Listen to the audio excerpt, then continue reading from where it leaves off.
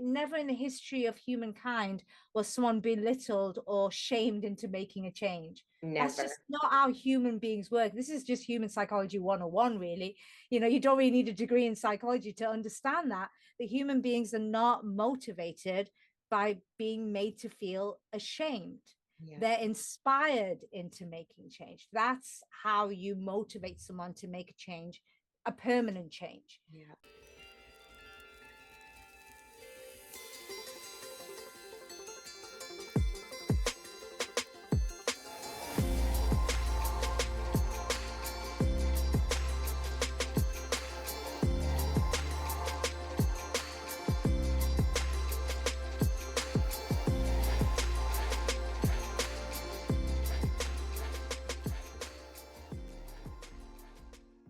Welcome to the Eat Real to Heal podcast. I am your host, Dr. Nicolette Richet.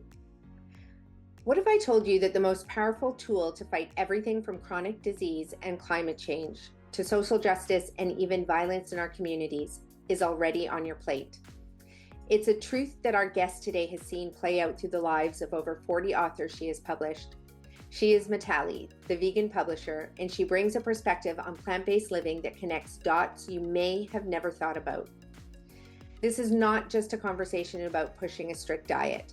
This is a conversation about seeing the world in a completely new, interconnected way and discovering how a single, powerful shift in our lives can be the key to healing that so much of us feel is broken. I hope you enjoy this incredible and eye-opening conversation with Mitali, the vegan publisher. Okay. Welcome everybody to the Eat Real to Heal podcast. It is January 30th. We're recording this show and I'm so excited to be welcoming Mitali from the Vegan Publisher to our show today. Welcome, Mitali. Thank you so much for having me. So I love how the world is just so interconnected. We met through a mutual friend. I was on her show and she said, you must have this woman on the show. She's just doing incredible things, getting incredible work out there into the world through all these authors that you're publishing. But you had a wake-up call where you decided that starting and running the Vegan Publisher is what was your life calling. Tell me a little about that. Share that story with our audience. Yeah, absolutely. Well, it was during the pandemic, which I think a lot of people will be able to relate to. We're stuck indoors, never experienced anything like it before. And we're just thinking, oh my God. And you kind of have a reset, don't you? And you kind of think, is my life going the way we want it to? And I think I've spoken to lots of people who said, yeah, the pandemic was the chance for them to really take stock and pivot. That word got used a lot. Started to hate it after a while, to be honest. But yes. Yeah, a lot of people kind of get, start to think, is this what I really want to do? And I mean, I come from a journalist background, and I started my publishing company back in 2018. And it happened quite accidentally. Before that, I was working as a copywriter and a ghostwriter. I started writing books for people, and then after I'd written a few of them, I realized that I'd created my own little structure, or my own little recipe, as I called it. Because I guess when you do anything repetitively, whether you're aware of it or not, you create, I don't know, like shortcuts, and you create little things to help you the next time. So I kind of figured, well, why don't I show people how to write their own books? So that's where the idea came about. So it was a very organic thing to then open a book publishing company. But yeah, I was quite happy doing that for about 2 years. I was working with all kinds of people, anybody who basically had a business or a brand.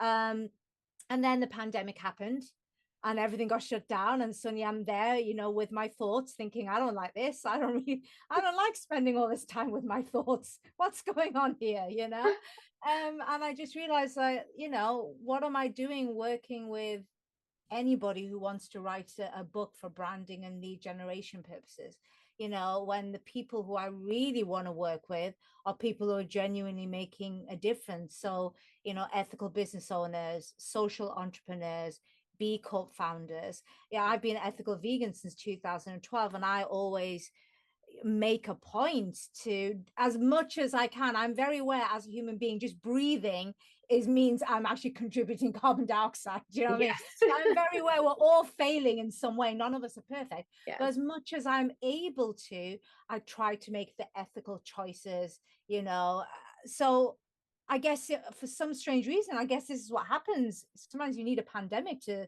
sit Yeah. and stop and think.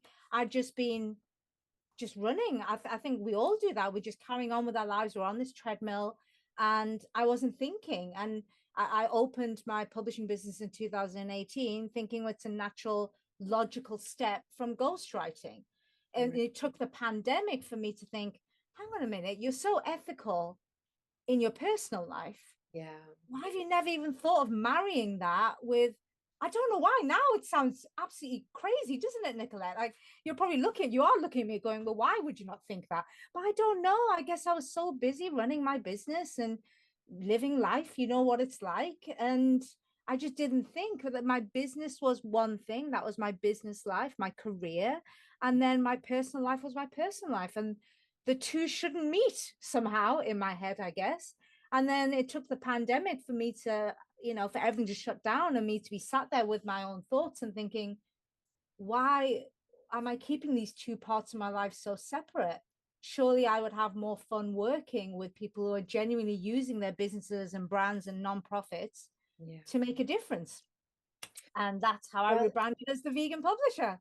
that's amazing. And you hit on really a lot, like one key main point, especially many points, but that when we have that imbalance in our physical life, our spiritual life, our mental life, emotional life, or when we have the balance in our work and our family and our community and our play. So it doesn't matter what, factors we're putting together, but if there's that imbalance where the values do not go through, like that consistent thread through all of those areas of our life. And I was reading about this, that there's a lot of studies actually that show a lot of our depression stems from that. So, Yeah. and I agree with you. I think most of us are moving so fast. We've just been doing things. We accept these opportunities. And, some of us, when we accept an opportunity, it's hard to stop the train and you're just on it. And it's hard to figure Yeah. out how to, get off of it. So in the meantime, you're struggling because you're living almost two different lives, one at work, one at Yeah. home, one with your friends, but one with your, other group of friends that you're living with. But when those values are consistent and all the way through, then all of a sudden we feel lightness and we feel consistency, and then there's no dichotomy, and then that's when the depression, so the being depressed, pushed down as a result of this inconsistency, that gets to lift and we're free. And I believe you're right. They say everybody should take a sabbatical once every 7 years. Most people can't afford to do that and don't have the privilege to be able to do that. But that pandemic, it gave it to everybody right across the board for sure. It To read, really did. And yeah, obviously I'm not wishing for another pandemic. no, So many people died. So absolutely not.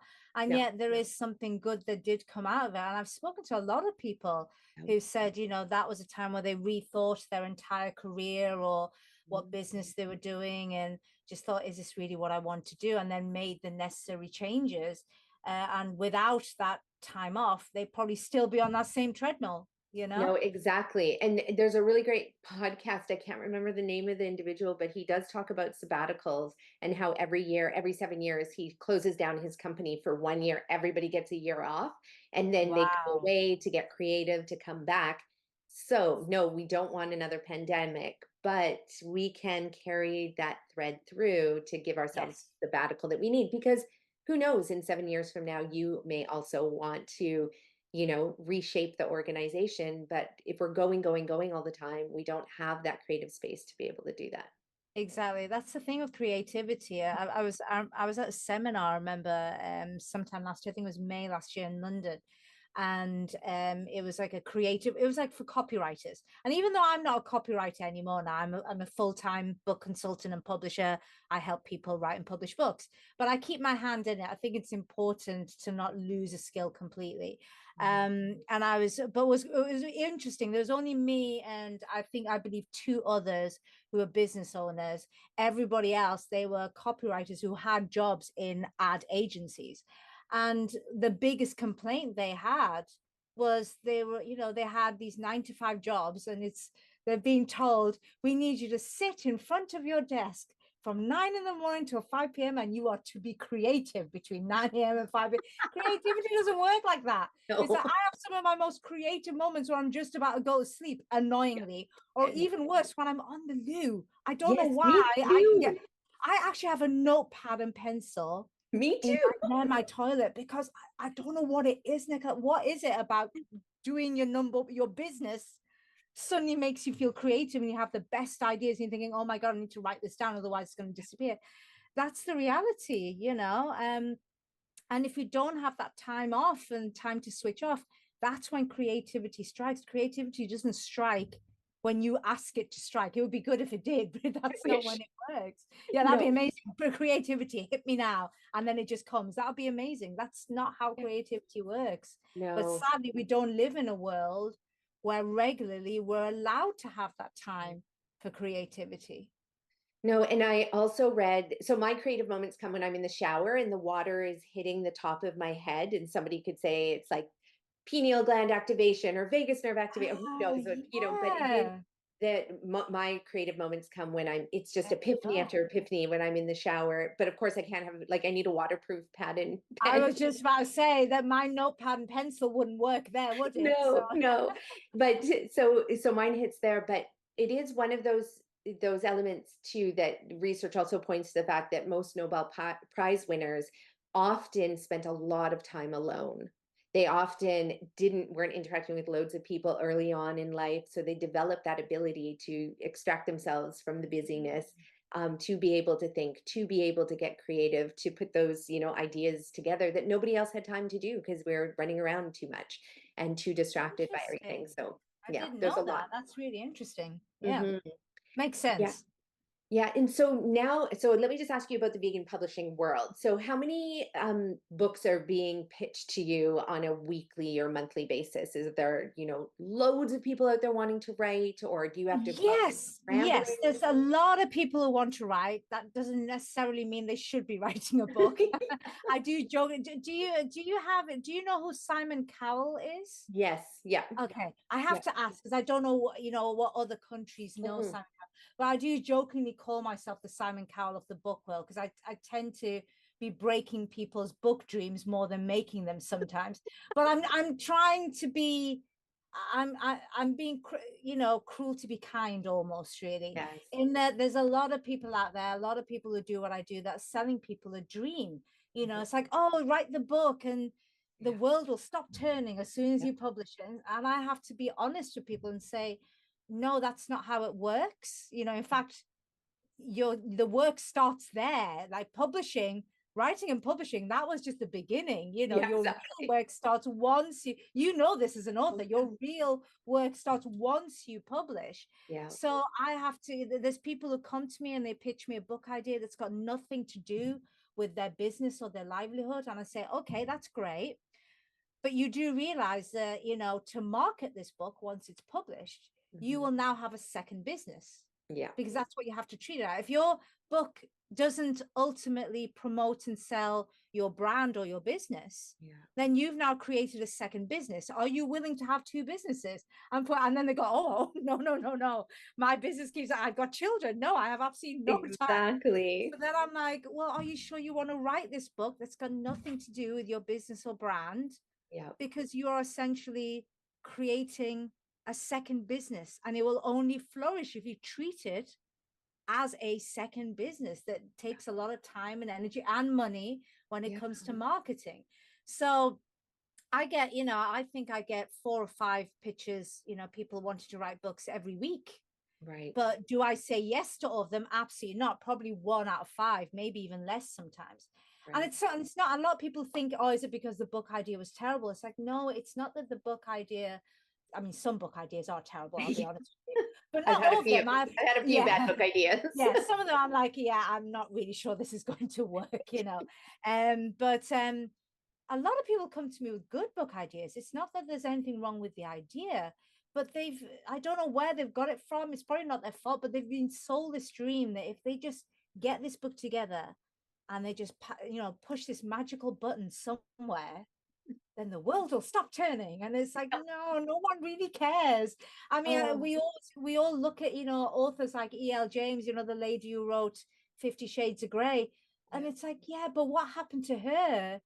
The Hmm. odds are probably the same as winning the lottery. Yeah. Will I say it can't happen ever? No, there's no such thing as impossible. Yeah. You could just publish something on Amazon, for example, and somehow somebody picks it up and it goes massive and people are, buying it, millions of units of your book. It could happen. In the same way, you can go into a store now, buy a lottery ticket, and you could win. I can't Yeah. say it's impossible to win the lottery, but Yeah. would I say that is a life plan that you should now have? Go and win the lottery? No. And in the same way, just publishing a book, no matter how good it is, no matter how great the message is, the story, just publishing a book in itself is nowhere near enough. Yeah. You've then got to back it up with, are you going to do Amazon adverts and do you have the budget for it? Or are Yeah. you going to hire PR experts? I've got PR experts and marketing experts, amazing people. They can get your book into the hands of influencers and journalists and get you TV spots and radio spots. Guess what? These people don't live on air, unfortunately. I wish they No. did, Yeah. but they charge me, which means I need to charge you Yeah. for using my team, my experts. So Yeah. you need to be thinking of, do you have the budget? Or even if you have a limited budget, are you willing to spend time and effort learning PR or marketing or doing your own Amazon ads or whatever it is? Yeah. It's work. And you, like, as I know you're nodding because you're an author, you're a fellow author, so you know exactly what I'm talking about. You've got to think of the long game, and you've got to be in it in terms of time and energy and money. You've got to be in it for the long run to finally see success. No, And a lot of exactly. people aren't prepared for that. Yeah. And that's why I do jokingly call myself the Simon Cowell of the book world, because I feel like I'm breaking people's dreams. But I'd rather than be disappointed now Yeah. than spend time and energy and money on creating a book and then they run out of steam. Yeah. And then that's even worse. Yeah. So I'd No, rather, and I hear that all the time. And and it's true, you do hear about people who get $250,000 book deals to write their book. And I know that sounds so tasty, that number, but it's not the norm. And like you said, that even if you did get that, the book still needs to be marketed afterwards. And we just had our book got released for pre-sale through our publisher 2 days ago. But this is exactly what's going through my mind is, oh my gosh, okay, now we got to get like rolling on the marketing plan and like, Yep. have we built up enough steam yet? And, so it is a lot of work. And also I think it is beautiful to be able to put your words to print, but it can also be done. It's really like the one piece of advice that I would give authors if somebody was interviewing me as well is like, build up your list, build up your people, build up, so that at least when your book comes out, like it's going to sell to at least a few thousand people, because technically, tell me, is this true? A successful book in this day and age is if you sell 2,000 to 3,000 copies. Yeah, not even. That's You don't even need to sell. It's a lot of my clients will only sell, a few thousand copies of their book. But right. this is why I, like I said, I jokingly call myself the Simon Cowell of the book world, because I only work with people. First of all, the book needs to be aligned with what they do. Yeah. Because that's where the money is. Trying to make money off books, like you found out, a successful book is just a couple of thousand. I mean, most people complain if you charge more than $10 for a paperback and more than $5 for an electronic version, such as Kindle. So think of how many units, once you've paid off Amazon and you paid printing. yourself back for, if you've self-published, for example, you paid yourself back for editing and design and etc. You have to sell literally hundreds of thousands of units, maybe even millions of units, just to make a living from a book. Yeah. So that's why I only work with people who are writing about their business or brand and their mission, their brand story. Yeah. Because where they're making money is not from the book. Hi, it's Scott from Team Richer Health, and I'm super excited to share our team's 20-year vision. We will be building Canada's very first chronic disease reversal and mental health disorder reversal hotel and wellness center right here in the heart of the Cowichan Valley, British Columbia. This will be a state-of-the-art, 100% plant-based, integrative health facility, a place for education, healing, regenerative tourism, and sustainable community building. It's more than a wellness center. It's a mission designed to help people around the world reverse chronic disease, overcome anxiety and depression, and return to their families healthy and thriving. This project will also create meaningful work and a lasting impact within a local community charged up for this project. But grand visions require big support. That's why we're inviting passionate investors who believe in healing and global wellness to join us as founding partners in bringing this first of its kind project to life. We would love your support in helping us spread the word. And if you know someone who's passionate about creating real life impact and might be interested in investing, we would love to connect. You'll find all the details in the show notes, or you can reach out to us directly at richerhealth.ca. Thank you for listening, and thank you for being part of this vision. My clients they're doing something else. They have services, they have programs, they have products, they're doing something that the exposure and the visibility and the credibility they get from becoming professionally published authors, they make money off that.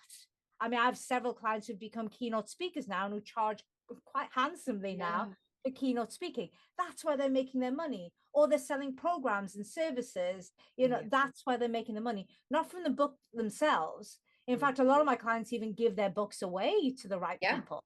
A lot of authors are publishing for that reason. I read it's a lead generator more than anything. Yeah, which is brilliant. But that's part of the marketing strategy. That's part of marketing. Exactly. So I have to sort of be very careful the kind of people who want to work with me. And like I said, I do say no more than I say yes, because I need to be aware that I'm not selling them a dream. This isn't just get yourself across the finishing line in terms of publishing and then suddenly the world will stop turning because you published a book. I don't quote me on these statistics because I haven't got these 100% for sure, but I've been told somewhere between, I think it's 900 and 1,500 books are published on Amazon every single day. Yes, I read the same thing. Yeah. Oh, have you? Okay. So I've read it somewhere, but now I can't remember exactly where it was. So I'm like, oh, maybe it was wrong. And I like, before I say statistics, I do like to follow it up and know where it's come from. But I can't find it anymore. But I'm glad you've seen that statistic. No, I've seen very similar. And also with just the amount of information that gets published on any given day, I think it's 500 hours of YouTube content is uploaded every minute. So not only now are we like a book competing with the visual elements of like YouTube and storytelling through those platforms. So, it is it's a wild time to be publishing, but also a great time to be publishing. It doesn't, and I just have to be very honest with people, just say, are you willing to put, and like I always say, one of my sayings is, you will pay. That sounds almost ominous or evil, doesn't it? But I always say to everybody, it's like, one way or another, you always pay, whether you pay in terms of money or whether you pay in terms of time and effort, but you will pay. So you need to be prepared as an author. Are you willing to put your hands, in your pockets and really pay for PR and marketing or ads or whatever it is that's best for your book? Or are you willing to roll your sleeves up and really put the time and energy into doing your own marketing? But you need to do one or the other. And if it's a big fat no to both of them, then I'm not entirely sure writing a book is a great idea for you. Yeah, that's when Simon's like, you're out, get off the stage. Exactly. Although he is annoying though. He was just sometimes cruel for the sake of being cruel, I felt. But then also equally so kind and sweet. That man has like these two, alter egos that are constantly dueling it out up there. Always nice to see him. A pantomime evil. Exactly. Isn't he? Exactly. So when we were talking previously, just to switch topics over, so you're the vegan publisher. So all your books are written by, obviously your authors are vegan. They have vegan businesses. They're promoting veganism, and for all different reasons. Now, I love what we were talking about, where you said that there's many different reasons to be vegan. And I want you to speak more to that, because we're in a world now, and I feel like in 2024, I almost want to like go up to people and slap them upside the head in the most loving way, the most Simon loving way, and just be like, let's wake up, people, because I feel in the vegan world, there's a lot of tension. And I feel that we're not going to get very far until that tension dissipates and it stops being them versus us. And so can you speak to that a little bit? Yeah, absolutely. Well, first of all, just to let you know, I don't just work with vegans. I would say vegans probably only make up about 30% of my clients. So I do, despite being the founder of the Vegan Publisher, I do attract a wider range of people, which is interesting. So it just goes to show there's an appetite for people who are not vegan, who still respect a business that is vegan and trying to do the best. My entire operation is vegan. So my team are vegan, and also the charities and the nonprofits that we donate to promote plant-based eating and veganism, that sort of thing.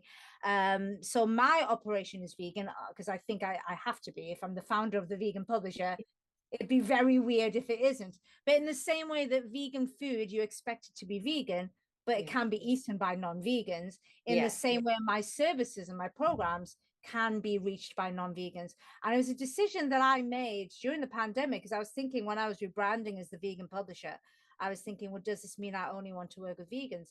And I actually felt that was a little bit elitist. I just thought we're all on a journey. I became vegan in 2012. So I've now been vegan for over 11 years, but I'm 45. So you do the very simple arithmetic there. That means I've been non-vegan for longer than I've been vegan.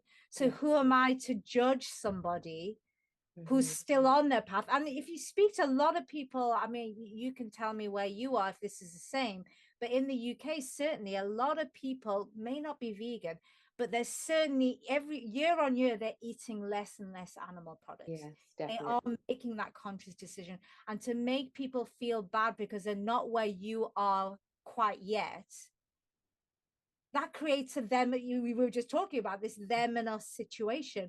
And that just doesn't work. People need to be encouraged. I always say there's never in the history of humankind was someone belittled or shamed into making a change. Never. That's just not how human beings work. This is just human psychology 101, really. You don't really need a degree in psychology to understand that human beings are not motivated by being made to feel ashamed.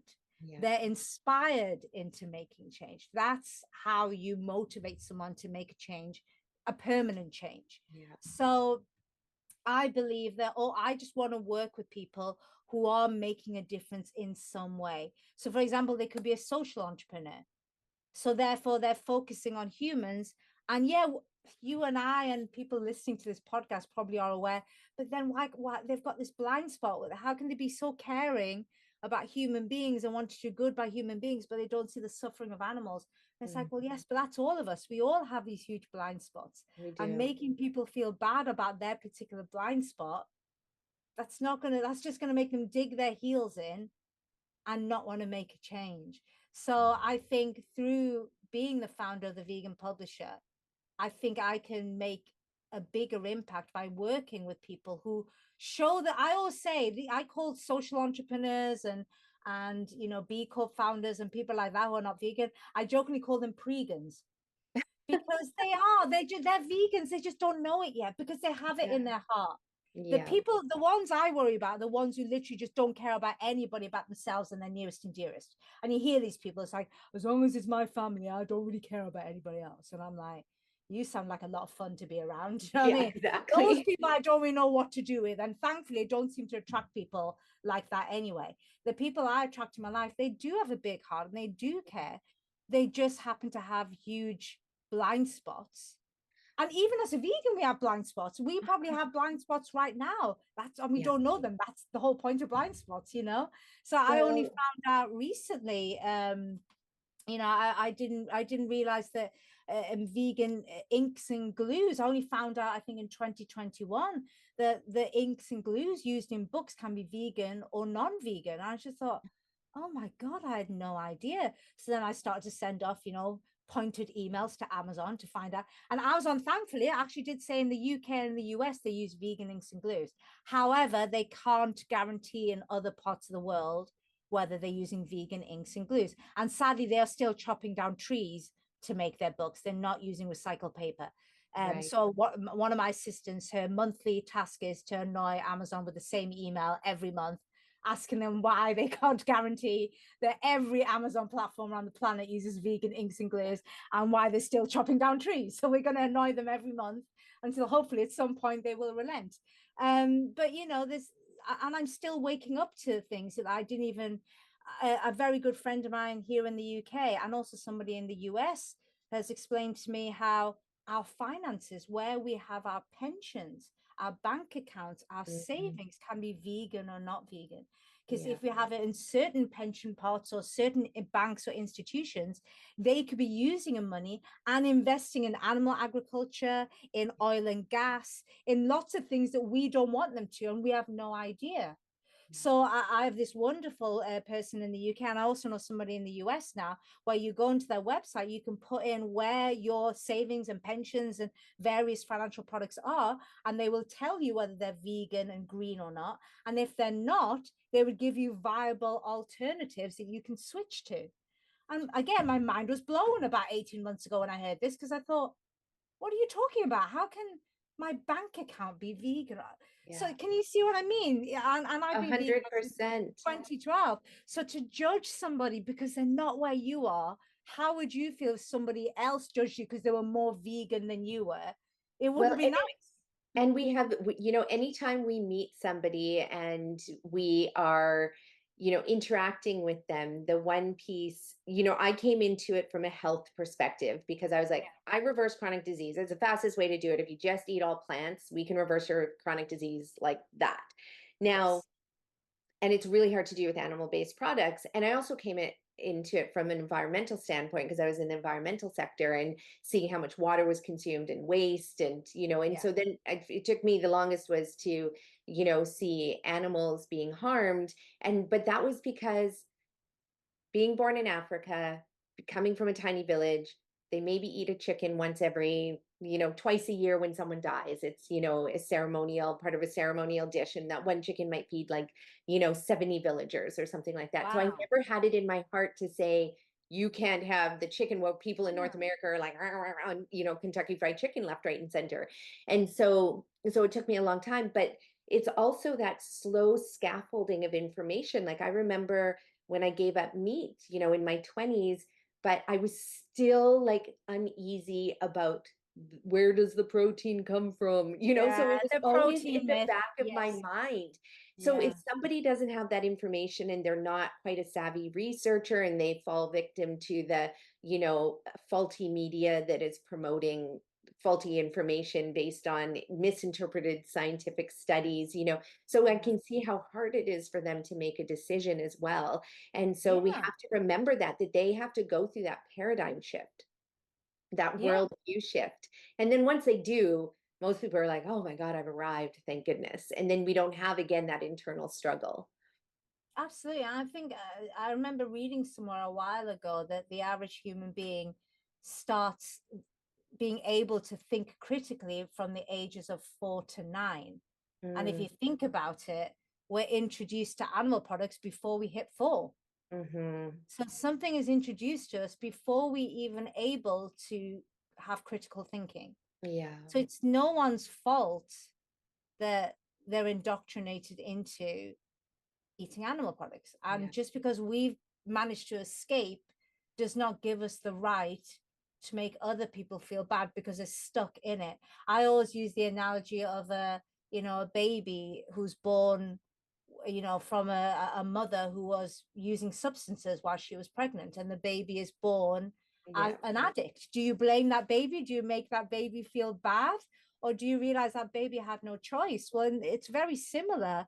I wish now, and I have many friends now who've had children as vegans, and those children are going to be vegan. And I'm so jealous. I don't blame my parents, by the way, because it's not their fault. They were indoctrinated too. But I'm so jealous because, like, oh my God, you guys get to remain clean and pure for the rest of your life. I was sullied. It wasn't my parents' fault, but I was sullied, and it wasn't my fault. In the same way that a child was born to a woman who was, abusing substances while she was pregnant, you don't blame that child. Don't blame the human for being indoctrinated into animal products eating. It's not their fault. And you making them feel bad or terrible about their choices. I don't even like the word choice. It's not a choice. They think it's a choice. The best way to brainwash somebody is to make them feel like they actually chose it for themselves. And they didn't. People are not, they think they're choosing steak. They think they're choosing cheese. They're not. They were indoctrinated into it before they could critically think. So Yeah. they need our compassion and not our judgment, and slowly inspiring them to change your ways by being the best vegan that you can be. A very good friend of mine, Trevor, a vegan, of course, he always says, you know, his mantra is be the vegan you wanted to meet when you weren't vegan. Oh, that's I beautiful. thought that's so true. And I've taken his mantra on, and I always think that way. It's like, be the vegan you wanted to meet when you weren't vegan. And I Yeah, think that inspires more people to actually start thinking in terms of veganism than making them exactly. feel bad about it. Yeah, and also taking the time to, and this is going to sound hilarious, me saying this when I tell you the backstory, but taking your time to understand what motivates the individual as well.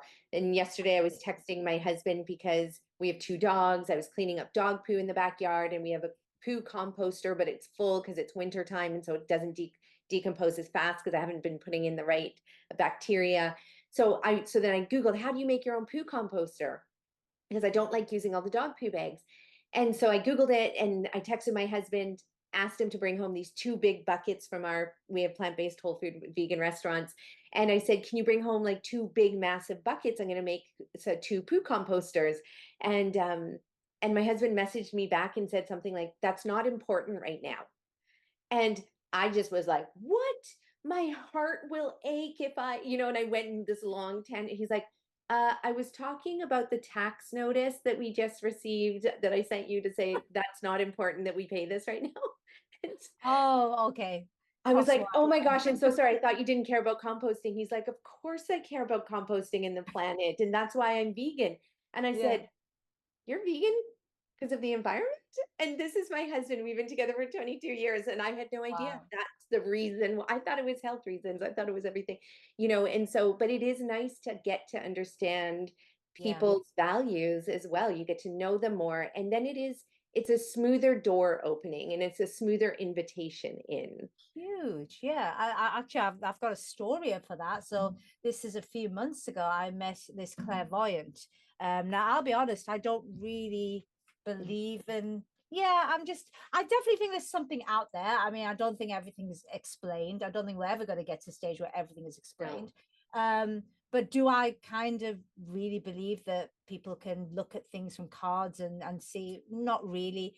However, I do believe the people who believe it, they really believe it, if that makes sense. And in the same way, I treat them with the same respect that I would treat someone who is ultra religious, for example. Yeah. I may not share the same religion or anything like that, but I respect their views. And as long as their views are not being used to hurt other people, Yeah. then I'm cool with whatever you believe in. You do you, basically. I'm happy with that. I mean, I don't have a God, I'm atheist, but I've never really needed God, that's all. But if you need a being of some sort, what's wrong with that? As long as you're not using that as an excuse to hurt others, then that's fine by me.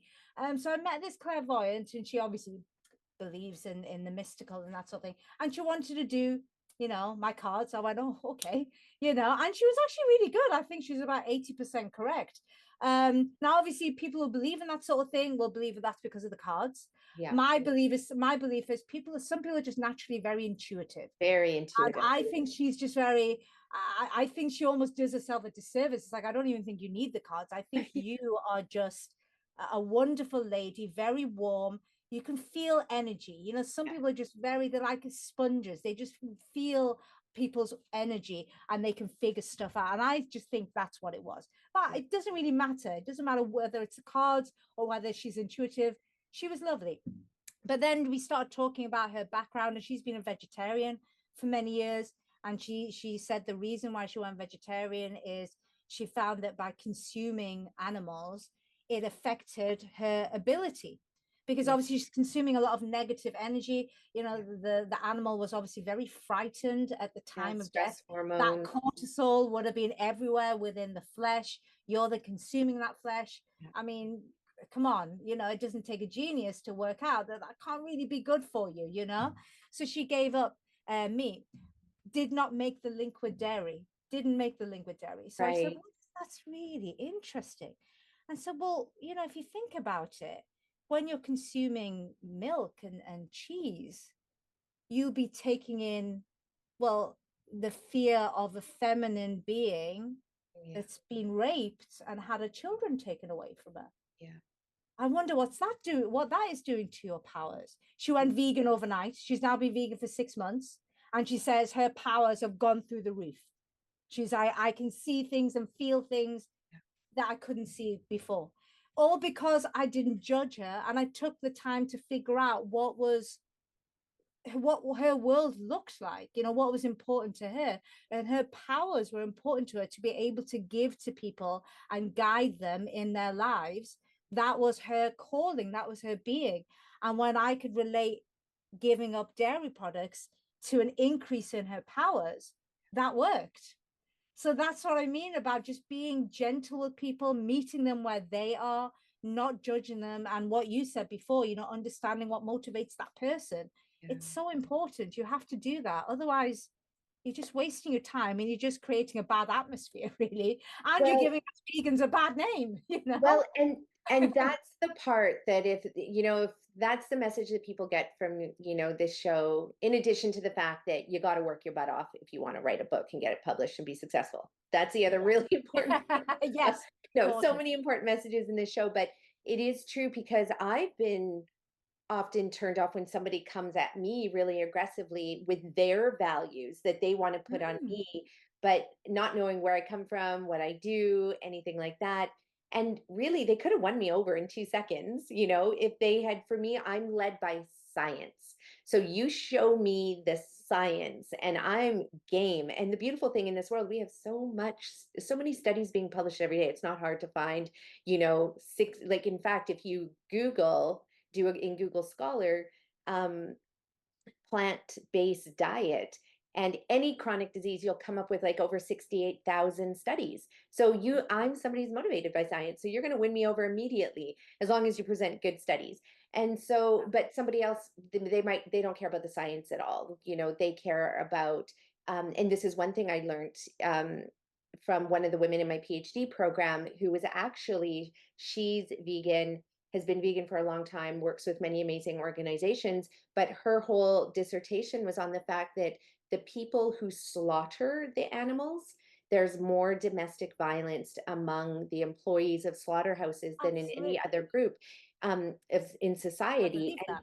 And that was huge for me, right? Because, and that was the message that I wanted to go out there with to other people, because some people might not care about the environment, maybe don't care about hurting animals, maybe don't care about their health, but they do care about domestic violence. Absolutely. And it's finding those things. That's really interesting you said that. I know there are, in certain states in the US, there are contracts between abattoirs and the prison system. So what would happen is people are leaving prison, having served their time, they've paid their debt to society, but of course now they've got a record. So a lot of places don't want to hire an ex-criminal. So there's only a few places that will take them, one of them being animal agriculture. So these people, some of them very violent, who've now served their time, maybe even went to a very good jail, which actually, gave them a lot of psychotherapy to stop being violent. And then the next thing they're doing to make money to live is, slit in the throats of pigs and cows and whatever. I mean, these people just can't catch a break. They've paid their debt to society. And what they found is a lot of these people then go back to a life of crime and violence because of, well, why wouldn't they? They go back to becoming desensitized to violence, which they were before they went into jail. And the whole point of jail was to rehabilitate, surely. So what was the point of all the rehabilitation, really, if you're going to send them to work in abattoirs? So you have to think about what people care about. And like you said, there's some people who just don't care about animal sentience. They don't care about the environment. They don't even believe there's anything going wrong with the environment. They don't really care about their health. But I'm pretty sure a lot of people will want to have less violent societies for their friends and family to live in. So it's all about seeing all the links, and that's the key thing. Everything is linked.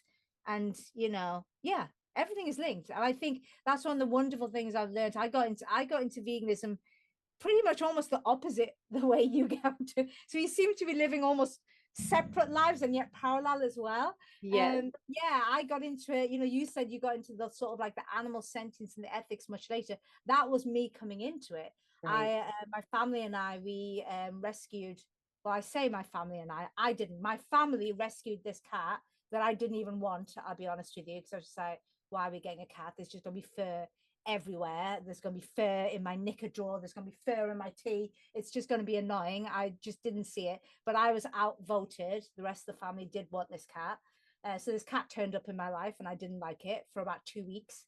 And then she just wormed her way into my heart. And then I just started to see like so much sentience. She was very aware, very like that clairvoyant almost, very intuitive. She figured out which family member needed her that day. Who's had a bad day at work? Who's had a bad day at school? My sister was at school at the time. You know, who was having a good day and who was having a bad day? Who needs my attention today? Who needs my licks and my purrs? And I just would watch this little fur ball walking around the family and just thinking, wow. And that's a cat. They're not even all that intelligent, you know. They're not. Cats don't even make it into the top 10 of intelligent animals in the world. I mean, I'm not saying they're stupid, but they're not really all that intelligent. No. So then I went down this rabbit hole of, you know, figuring out, well, which animals are more intelligent, and then horrifyingly finding out that pigs are more intelligent than dogs, never mind cats. Rats are more intelligent than cats. Yeah. So it's like, well, cats were cuddling and rescuing from shelters, but rats that are more intelligent, we test on them or we exterminate them as pests. Yeah. We eat pigs, but then we cuddle our dogs and take them for walks. Like none of it made sense. And so for me, it was animal sentience. But the longer I stay in veganism, I make the link to everything. I now see how it's affecting the climate. I now see how it affects, you know, our health. I've published so many authors who've written about their own journeys and how they had, you know, either congenital defects, you know, so things that were wrong with them from birth, or they developed issues as they got older. And by going plant-based, they were able to eradicate all of that without medication, or in some cases, stop taking the medication they were on and get rid of all the side effects of medication. And then they've written books about this to actually, you know, promote it and motivate other people to do it. So I keep being surprised by veganism. I keep thinking, what else is benefiting me that I don't even know about? The latest thing, I've got a wonderful author who should be publishing this year. This is one, most of my authors self-publish. So I have a team of editors and designers, and we help them create the book and then we publish it for them.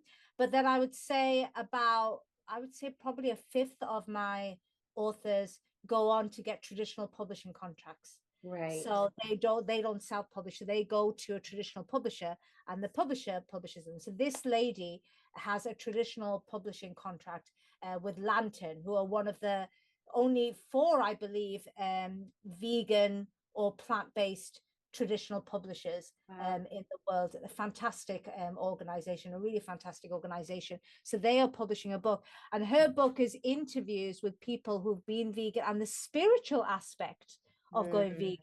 And I just thought, isn't that wonderful? That's another avenue that I haven't thought of, that by being true to your true ethics and what you believe in, that you have this spiritual awakening that happens. I thought that's something I never thought of back in 2012 when I was running after this cat and becoming vegan. You know, I continue to be surprised by all the benefits that you get from just getting rid of animal products from your life. Well, I mean, already we've talked about so many, from the social side, environmental health, animal sentient side, the spiritual side. And that's a part I can relate to with my clients. They go from having these chronic diseases based on their standard American lifestyle, which is really based heavily on meat and dairy and, you know, a lot of processed food. They go completely plant-based with our diet, high nutrient intake, all from whole food plant sources. And then all of a sudden they're telling me that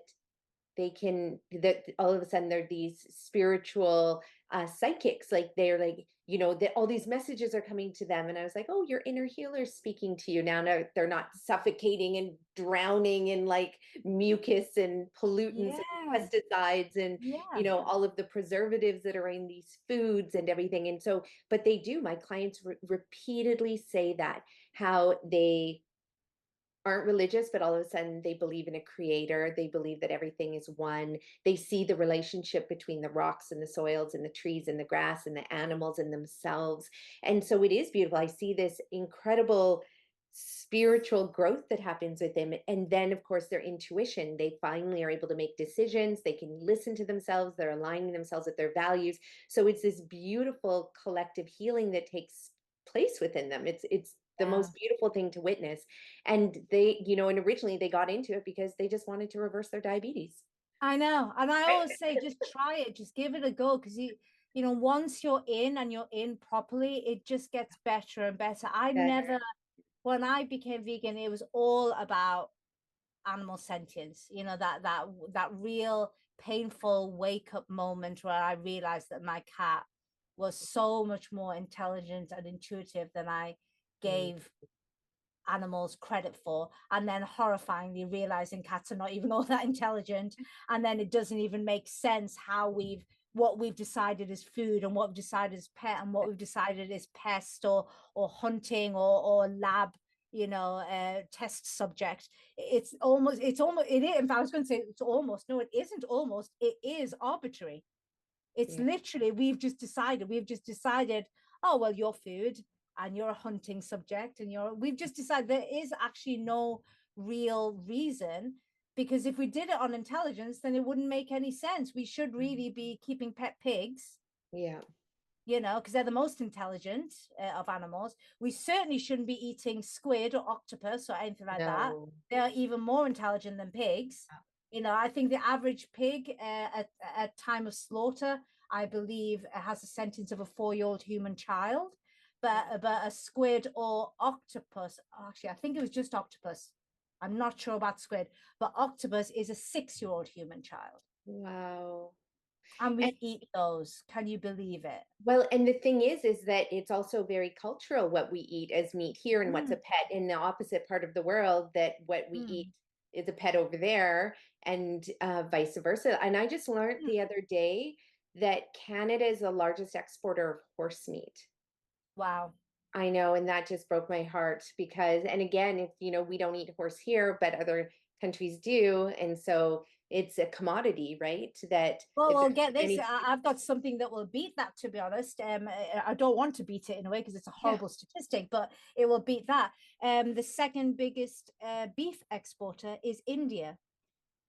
How is that The possible? country that worships the god and has, literally millions upon millions of people who do not eat beef because it's, cows are worshipped as god. Most people call cows ma, which is mother. It's in mother cow. Exactly. So there isn't a huge, I mean, there are people who eat beef in India. We're not just all Hindus. There are Muslims there. There are other religions there. There's a lot of Christians there. So those people do eat beef. But with the major group of people being Hindus, I come from a Hindu background, it's a big no-no. You don't eat beef, You can eat other meat, but you don't eat beef because that's like, it's a holy animal. But a lot of people, dairy is a big thing, and it's seen as the mother is giving us milk, and they have no idea, no understanding. It's like, first of all, the cow can't speak to you to give you consent to take her milk, and secondly, no concept that what is happening to the child. There has to be a child for milk to be produced. Cows don't go around just dripping from their breasts milk just for the sake of it. They're mammals just like we are, and it'd be very weird if I suddenly start creating milk without having children. Do you know what I mean? I don't have children. I know, it'd be very weird. It's like, I don't have children. I'd be very, very worried if I suddenly start dripping milk. I'd be like, what on earth is going on? So why would cows then be creating milk if there weren't children? So that means there are children. So what's happening to the children? Second biggest beef exporter in the world. Isn't that sickening? A country that worships that particular animal. Cow. And the part that is so frustrating is you just have to look at the health statistics in China and India, where they are creeping up to try and have an exact lifestyle as Americans and Canadians. They want to have the fast food, eat the meat, have the dairy, but then you're seeing their diabetes and heart disease and other chronic diseases skyrocket that they never used to experience before. And it doesn't take a statistician or a mathematician to go, we've made a mistake. But then again, it's like that big ship that, takes a long time to right that ship. But in countries where there's a billion people, or continents where there's a billion people, that what we're seeing is that also, or countries where there's 1 billion people, and that what we're seeing is that the health system can't sustain itself with this many No, people suffering from prediabetes, diabetes, heart disease, and cancer. So the absolutely. economies are going to come crashing down, and it's not a sustainable way to live by any means. It's not, and I think it's gonna be even worse, to be honest, Nicolette. I don't know if you know, in India. I mean, I because my heritage is from India and I've got family there, I do keep a close eye on what's happening in India, even though I was born in the UK. And in India, for example, the average burger in McDonald's has 4 to 5 times the level of salt as it does in Europe, because the rules are not there yet. The law hasn't caught up yet. So they That's can get away with putting awful. more sugar and more salt that they're not allowed to do in Europe. In Europe, there is a cap as to how much sugar or salt you Yeah. can put into fast food. That cap doesn't exist in India yet. Oh my So goodness. they're going to destroy those people's lives even faster than they're doing in Europe. Because at least in Europe, we have some caps. I mean, still too high as far as I'm Yeah, concerned, but at exactly. least there are caps. There Yeah. are no caps in India, and those people are being exploited even more so than we are. Oh my goodness. Horrible. It's sickening, isn't it? Yeah. Oh, it is sickening. And, and here we are saying, no, no, no, we recognize what it's done. And people are, there's huge organizations trying to put the brakes on a lot of these Mm. diseases, and a lot of the environmental damage and the social damage and the animal damage. I mean, but they're just getting started. And I know. that's the part that, yeah, it definitely breaks my heart. So if But anybody this is listening, going back to what you're saying. This is even more reason. I hope people listening to this is like, if you're yeah, vegan, I hope this makes you want to stay vegan for the rest of your yeah, life. And it's not just about, animal sentience. It's not even just about your health or even the planet. Even if you don't care about any of those things, I would expect your audience, by the way, Nicolette, to be really interested from the health aspect point of view. yeah, But really, it's for all of us and our future generations. It's not just yeah, segmented into planet and animal sentience and plant health. yeah, It's to stop all kinds of oppression. Going vegan, I now say, a lot of people say, the three reasons, the three sort of almost pillars of veganism is animal sentience or animal ethics, mhm, the environment or climate change, and health, human health.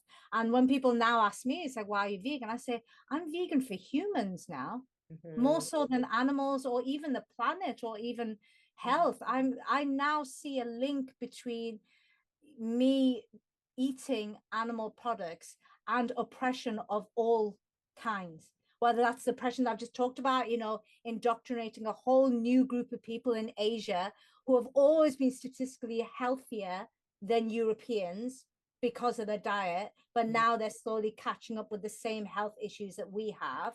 That's a form of oppression. yeah, Then we've just talked about earlier the oppression of low skilled workers and ex-prisoner populations and getting them into violent work in abattoirs. That's a form of oppression. I mean, people have paid their debt to society. At least now let them live in peace and try to be a productive member of society. No, let's get them killing animals so that and desensitizes them to violence all over again. And then other people end up becoming victims of that person. yeah, And the cycle just carries on. So I would say, absolutely get into veganism for health, get into veganism for climate change, get into veganism for your health, but stay vegan for human beings. That's what I'm vegan for now. Hi, it's Scott from Team Richer Health. I'm thrilled to share a unique opportunity to join us as a founding partner in the Richer Health Hotel and Wellness Center right here in the Cowichan Valley in British Columbia. Canada's first center dedicated to reversing chronic disease and mental health disorders. This is a project that has been years in the making, blending everything we have worked on: chronic disease reversal, education, regenerative tourism, and sustainable real estate. And now we're inviting investors like you who share our vision to come on board at this foundational stage. As a founding partner, you'll receive equity in a state-of-the-art facility, access to diversified income streams from clinic services, education programs and wellness tourism, and the potential for a projected 10x plus return on your investment. Most importantly, you'll be part of a global movement creating a life-changing impact, helping people reclaim their health, restoring families, and transforming communities. If this resonates with you or someone in your network, check the links in the show notes or reach out to us directly at richerhealth.ca. Together, we can make this first of its kind project a reality. Thanks for listening. No, yeah, really, really well said. And it's true. We have there's so much hurt. I'm witnessing every day this depression as a result of oppression. And it's permeating, it feels like it's permeating everybody these days, Yes. especially since COVID and the isolation, and then coming out of COVID and the PTSD from COVID and the pandemic. And then, climate change stories. Finally, it's like all the scientists that were like, climate change isn't real. They're like, climate change is real. And so, but now being done where people are so depressed as a result of that.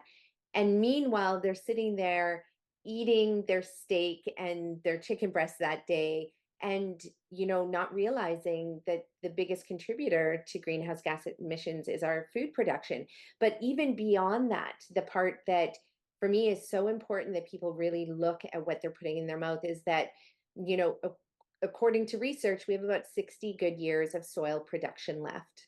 And we basically, and as you said earlier, we've been raping and pillaging our farmland. Most of that food goes to animal production, feeding these animals, where we could be nutrifying the soil, regrowing our topsoil through beautiful farming practices, biodynamic farming practices, and feed the population. Because there's this ridiculous myth that was started that, we have to rape and pillage the soil and spray it with pesticides and herbicides to grow more food, to feed more people. That is bullshit. That is not true.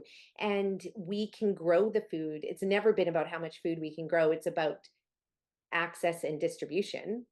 It is. And there's enough space. I know the world feels like a small place because we can get on a plane and we can end up, I can be on the other side of the planet in about 24 to 36 hours on a plane. So it feels small, but the world is actually a big place. There's more than enough soil and space to create enough food so that no one needs to be hungry in the world. The problem is we've got an unwitting middleman where we're creating food to then feed animals. So then we need more space to graze them, to then have space to kill them. And even then we don't have much space, which is why we push all animals, and then they start spreading diseases all the time. And every so often you get like an outbreak, don't you? And almost like a world outbreak of some new disease. And that's what the pandemic was all about. It was from those wet markets. That term makes me laugh. It's like, wet, what's it wet with? It's not wet with water, it's wet with blood. Call it what it is, blood market, Exactly. But that came from blood markets because there weren't enough sanitation. So that's how COVID happened in the first place. And if you go back to all of the pandemics, they have a link to animals, and usually in somewhere in animal agriculture, that's where the link is. So that's why we're running out of food, and that's why we're running out of space. We take out all of that and we just create plant-based food for humans. There's enough space. And like you said, because that's what we're meant to doing, we're actually replenishing the topsoil as well. So we're fixing the problem here and now, as in making sure no one goes hungry. I mean, it's criminal that in 2024 there are people who are still dying of starvation somewhere in the world. It's like, how is that even allowed to happen in 2024? This is, it's not the bubonic plague time, guys. It's 2024. We should have now figured something out as a species so no one has to go hungry. And we've got the solution right now, and we've got the future solution, as in we'll be replenishing the topsoil. But see, this is something I learned from one of my authors, that even the word capitalism, the capita, comes from the Latin word of per head of animal. So the whole capitalism is built on owning animals. Right. So there's a huge link there. And if you think about it, we kind of worship at the altar of capitalism, most of us, don't we? So the need for animal agriculture and capitalism go hand in hand. And that's why it's so difficult for us to extrapolate ourselves from this. Yeah. You know, I have to add one more reason. And you just made me think about it. And it's almost starting back full circle from the beginning, but Yeah. creativity as well. Yeah. Because when my clients go plant-based, when they give up the dairy, they have less mucus production. When they are liberated from their disease, it's amazing. Their brain fog lifts, their mental capacity thrives, they can think clearly, their neurons are firing. And it is incredible to see the rate of creativity increase amongst my clients. And I need to see if I haven't actually ever looked to see if any studies have been done on that, but it is quite remarkable. And then when you think about the current state of our planet, when you say it's 2024 and we're still behaving this way, um, I think a lot of it is just our lack of creativity. Our Yeah. energy is so low that we don't have the ability to get up and want to actually fight for something. So Yeah. we've become docile and complacent, and as opposed to being motivated and creative, and in finding solutions. And the thing is, the solutions already exist. It's now just to implement them as well. But it does take Mm. humans who want that, or humans who want to get up and, like you do in your business, that once a month your employees write to Amazon and say, hey, what's up with the glue that you're using? Why don't you change it? Yeah. But Yeah. it takes energy to do that, takes creativity to do that. Mm. And it is another reason for people to ditch the dairy, ditch the meat, get your brain firing, clear up that brain Yeah. fog, and then be a contributing member of society. Yeah. Yeah. And at the risk of sounding like a conspiracy theorist, Yes. I wonder if that's by design trying to keep us docile. Because imagine what we could do if we all unlocked and actually became creative and lived our true purpose. That could be Exactly. scary to some people out there, you know? Well, wouldn't we maybe potentially go back to the way Indigenous people lived across the planet, where we're like, Yeah. you know what? I think these isolated individual single family homes are not really working for most women Mm. who are trying to raise kids, and parents Oh, are, they're absolutely not. I've you know, got many friends who've got kids, and I mean, I have to babysit them sometimes, because it's sort of like they're literally stuck. yeah, It's just not working. This idea of a nuclear family. no, It just, I don't know if you have that term, but we have that term in the we UK do. to mean Yeah. like a small, yeah, and yeah, it just doesn't work. There's that old saying, you need a village to raise a child, and you do, and that's how it used to be. Yeah. Man, we need a village to raise me. I mean, half the time I'm like, you know what? I'm lost. I need an elder. I need an auntie. I Yeah, need an uncle. I need, time in nature, but I need a village, and it's not yeah, working the way that we are operating our no, lives. And I know no. all of my clients feel that way as well. And we do need to come together. And when we do have that energy, the energy, it comes from the sun. It comes from the sun directly into those beautiful rainbow colored plants and then into our body. And that direct energy from the sun is making its way through the food, through photosynthesis into our cells.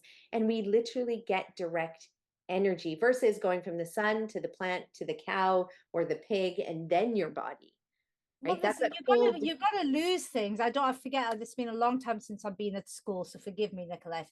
But there is, you'll probably know this because you're a woman of science. There is, what is that term called, where you get this loss of energy the more steps you have. There's a scientific term, but Is it like I said, entropy and entropy? I think that's Maybe. what it is. Like I said, it's been a long time since I've been at school. I'm in my 40s now, so forgive me. But yeah, then the more steps you have, the more energy loss there is. So as soon as you start adding animals as a step, you just have a loss of everything, a loss of energy, a loss of protein. Even that is funny when people at the time, I remember going vegan and being very worried about, oh my God, I'm not going to get enough protein. What am I going to do? Now I look back and laugh at myself. It's like, oh my God, how green I was. I had no idea that it's like, the protein's already in the plants. Yes. Where do you think animals are getting it from? So therefore, if you eat animals, you're actually getting a lower standard of protein than if you go direct to source and eat the plants. So you're getting lower energy, lower protein, lower nutrients because you've just added an extra step. Exactly. And the more steps you add, the quality just weakens and weakens when you're, at the end of that line, that assembly line. Isn't it so much easier just to have one step in the assembly line? Plants, pick them, eat them. Yeah. And it's hard work. And I get it too for a lot of people, it's more chopping, it's more coming up with creative recipes. It doesn't also have to be that difficult. People laugh when they watch me cook in my kitchen because I take a head of cauliflower and I chop it in half and throw it in a casserole dish and throw it in the oven. And I don't even throw spices on it. I just let the oven bake it. Throw a little bit Yeah. of water in the pan, keep it moist. Potatoes, throw those in the oven. You don't even have to do anything to them. So people love it when I cook because they're like, "You're cooking right now? It just looks like you're moving vegetables around from the fridge to the stove." And yeah, I'm like, "Yeah, that's cooking." And so Yeah. it can be that easy. It doesn't have to be that complicated, and it's delicious as well. But if people haven't grown up with those cooking skills, a lot of people haven't, and people also haven't grown up with um, the knowledge about, for example, where French fries come from. I have clients that never have seen a cabbage, they've never seen cauliflower, Mm. they've never seen, whole foods ever because they've only ever seen it processed. And Yeah. so this is a huge systemic injustice that's been occurring by design within our school system. Yeah, by It's design. It's by design. yeah, Absolutely by design. And I think also we have to be, aware that as because I talked about this before, being indoctrinated into eating animal products from a very early age, we've had our taste buds spoiled, and especially with if we've been eating a lot of processed foods, there's a lot of chemicals and things going in there, flavor enhancers that are in there. So when you then switch to vegetables, it may seem tasteless for a while, because you're re-educating your taste buds. I mean, I was a smoker for my sins for a number of years, and I had no idea that by smoking I dulled my taste buds until I gave up smoking. And then suddenly everything was like a riot of flavors, a bit too much for me. I was like, oh my God, this is so spicy. A cup of tea was blowing my mind. I was like, this is so bitter. Why have I left my tea bag in my tea? And I now need to remove this tea bag because it's too bitter. Whereas before I would leave my tea bag in because I couldn't taste the bitterness. So I would just leave my tea bag in and sip my tea while the tea bag carried on marinating inside of the water. Whereas now, after a few dips, I need to get it out because it's like if I leave it in there, it's going to become bitter and awful, and I don't want to taste that. So it's just being kind to yourself and just, being kind to yourself and realizing you've been indoctrinated into something that wasn't your choice. It means it's completely messed up your taste buds. So now you're used to having this ridiculous high level of taste that our tongues were never meant to cope with. So then when you move on to vegetables, it may be a bit bland for a while, but stick at it because you're re-educating your taste buds. And soon enough, you will. I do this thing 4 times a year. I do like a 10-day detox. I've got like a wonderful health coach who helps me through. I do a 10-day detox. And what I do is for the first 4 days, you just eat just boiled vegetables and fruit in the morning, and that's it. And you're not allowed to have any salt, any sugar, nothing at all. You do that for 4 days. Then the fifth day, you introduce avocado. Oh my God, oh Nicolette. my And God, that avocado. avocado, I mean, I like avocados anyway, but it's like there's nothing to write home about No, normally. But no. on that fifth day, I'm explosion. It's like, and then on the 6th day to the 10th day, I'm allowed to add boiled potatoes. And again, oh my God, the potatoes. I think Yeah, I'm in some kind of Michelin-starred restaurant. And exactly. it doesn't even have any, I'm not allowed any sauce, I'm not allowed any sugar, any salt, any spices, pepper, nothing. And yet Yeah, my tongue is exploding with flavor because after 4 initial days of literally just having boiled vegetables and even the fruit in the morning, is like, oh my God, I'm like literally savoring every berry and every piece of apple because I know the rest of the day I'm just going to be having carrots and peas and nothing much else. well, It's amazing, even it just doing is. 10 days, how it re-educates Yeah, your taste buds. So maybe, if you're finding vegetables bland, maybe do something like a detox and then yeah. introduce more vegetables and see how that really re-educates your palate. But just be kind to yourself. Yeah. No, and that's exactly it. My clients all say the same thing. I tell them for the first 3 weeks, it's going to be tough, but Yeah. then 3 weeks will roll by and you might try some of your favorite, processed food that you used to enjoy. You'll sneak a bite because you'll think like, oh, I deserve this, but you won't be able to eat it because it'll taste like somebody dumped a pile of salt on it. Yeah. And you're going to be like, ah, and it'll burn your tongue. You're going to be chugging water and wondering how you ever consume that on a daily basis. But it is exactly that. Your body just wants to come back into balance. It loves A the bit like diversity of food. smoking. If I had a cigarette now, my lungs would just go, "What are you doing? Like, why are you sticking this horrible stuff inside of me?" And I start coughing now when somebody else is smoking. I start coughing, because it's like the smoke is, and bits of smoke is entering my lungs. My lungs going, "Get that away from me." Exactly. And yeah, I smoked for 15 years. Yeah. And I thought it was Body okay. knows. Yeah, your body knows Your 100%. body knows. Yeah. And the other part too, I'll just mention is, and you probably get this all the time where people are like, oh, but it's going to be so boring. I get bored with the food. And I'm like, there's 350,000 edible plant species on the planet. And how many, species of meat are you probably getting, like chicken and beef? Exactly. And, We're like we're so, but even the variety of yes, animals that we consume is really tiny. very tiny. And so, I'm not, by the way, I'm not advocating we actually expand no, that, by the way, folks. I no, need to no. make that sure. But We are, when it's people make variety is those tiny. comments, yeah. Yeah. There's so much diversity and abundance in the plant kingdom. It's so beautiful. It's so delicious. It's so healing. And you're ending the suffering in yourself ultimately. Yeah. That's where the suffering is ending. And where you don't have to worry about your health, and you don't have to worry about dying early or having a heart attack or paying extra money for all those medications. And so it's really a good place to start, is start with yourself, be kind to yourself. And I do agree that we do have to be kind. There's so many times when people say, oh, I fell off the wagon. And I was like, you know what? That's okay, right? Like, it is okay, but you have an opportunity at your next meal. So let's just do it again. There's no wagon that's there that you're falling off of. It's just a matter of like, you know what? Recognize that, see how you feel when you did that, and then let's just move forward with the next meal. You always have a new opportunity. Exactly. So, what would you like to leave with people? That one bit of advice or tip that you have for them to support them in their journey. If they've heard this podcast, if there's anything in there that resonated with them and they've been, unsure about how to move forward, what would you like to say to them? I think the main thing we've been discussing really is just be kind to yourself. We're all failing in some way or another. I've already said before that even just us being alive and breathing, we're contributing carbon dioxide, which isn't great, so one of the gases that's causing global warming. So, does that mean we should all just like, snuff ourselves out? Of course not. We're all failing in some way. Be kind to yourself and be kind to other people who are a little bit behind you on their journey, or maybe haven't got onto that journey yet and they're still digging their heels in and doing that, but it's normal to eat steak and it's normal to eat cheese and, oh, but bacon though, can't give that up, instead of like, rolling your eyes or, digging into that person.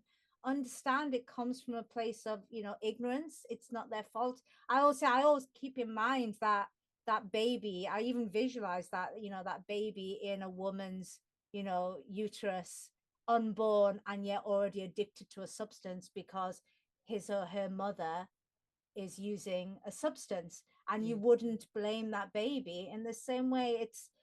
These people, and you were indoctrinated into something well before you had any capacity to think, hang on a minute, is this wrong or is this right? I always say, ask any 4 or 5-year-old child that's probably already at that stage, already consuming cheese and milk and meat a lot of times, and yet they have no idea. And then you show them, you literally point to a cow or a pig and say, oh, you've been eating that. They're horrified. Yeah. Like, what do you mean? They literally can't even, to them, meat is something that they get from the fridge and it's already chopped up. And do you know what I mean? They can't even visualize it. And when you first explain to them, they're usually horrified. Yeah. That just goes to show that you're given something, just like that baby that is taking in a substance because his mother is using, and it's not that baby's fault. In the same way, you were given these things before you could critically think. Yeah. And then by the time you could critically think, their clothes were already, animal agriculture's clothes were already inside of you. And now guess what we do? Well, human beings are very good at that. We will justify it, because we always making a change is so difficult. we will justify the hell out of it now.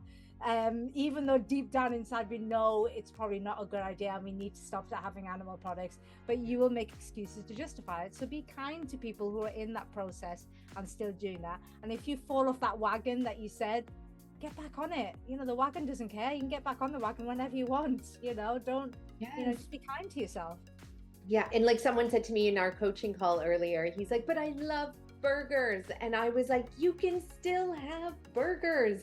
There are so many delicious recipes out there that you can make. They're so fast to make. You know, you can even make them juicy and red if you really miss the bloody meat, you know. Yeah, beetroot. Put beetroot in your I love beetroot burgers. Beetroot and walnuts and shredded carrot and lentils. It's so delicious and so satiating, minus the heart attack. Exactly. Yes. So you can still have your cake and eat it too. Exactly. Or your burger. You can have your burger and you can eat it. Exactly. Exactly. Oh my goodness. I want to thank you so much for sharing your wisdom, your heart with everybody on the show. Where can people reach you if they have an amazing book and they're willing to do the work to market it? Where can they reach you? You can find me on theveganpublisher.com. So you just go to my website or just put in the Vegan Publisher or my name, Mitali. It's a very long surname. As far as I'm aware, my family and I are the only ones who have it in the world. So I'm very findable. So if you can stick me on LinkedIn or Instagram or Facebook, you will, or Twitter even, you'll find me. Amazing. Okay, wonderful. All the notes will be down below in the show notes. I hope that conversation with Mitali gave you as much to think about as it gave me.